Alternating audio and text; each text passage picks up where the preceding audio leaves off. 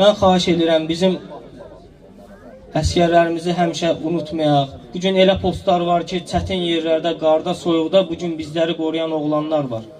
Biz onları unutmamalıyıq. Bizim hər zaman deyirik şəhidlər, bizim itkin qardaşlarımız var, onları unutmamalıyıq. 1-ci Qarabağ müharibəsində də var, 2-ci Qarabağ müharibəsində də 6 itkinimiz var.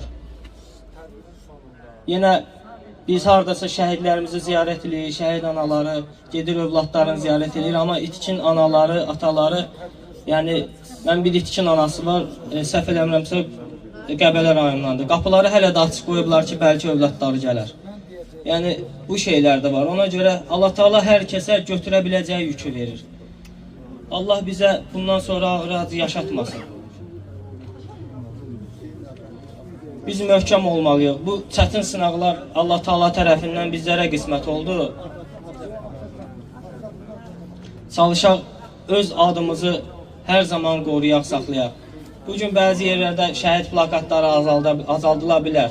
Yəni bizim qəlbimizdən heç nə azaldıla bilməz. O vətən sevgisi kimi, o şəhid sevgisi ki, kimin qəlbində var, o heç vaxt silinə bilməz.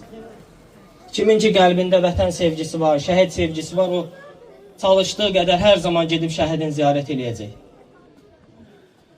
Əmi Allah oğluna rəhmət eləsin, axır qəminiz olsun. Allah bir də sizlərə ağır acı yaşatmasın. Belə müəllimlərdən örnək götürmək lazımdır. Vətən sevgisi olan müəllimlərdən, öz övladı kimi görsün tələbələri. Bax, o cür müəllimlərdən örnək götürmək lazımdır. Müəllim adını hər zaman belə uca tutan insanlardan örnək götürmək lazımdır. Allah rəhmət eləsin, axır qəminiz olsun. Allah heç kimə, heç bir ailəyə övlad ağır acısı yaşatmasın. Heç bir dosta, qardaşa, qardaş ağır acısı yaşatmasın. Axır qəminiz olsun. Çox sağ ol. Çox sağ ol Sənan qardaş.